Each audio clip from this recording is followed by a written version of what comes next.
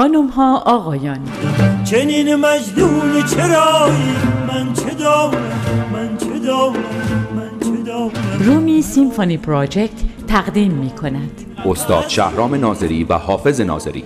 اگر مرغ هوایی این قفس چیست، مهرگان کهن آیین پاییز، شنبه 3 اکتبر در پنتیجس تئاتر با صدای افسانه‌ای استاد ناظری با همراهی اعضای ارکستر لینکن سنتر چمبر سوسایتی و اولین اجرای قسمتی از شاهنامه فردوسی، شنبه 3 اکتبر در پنتیجس تئاتر هالیوود.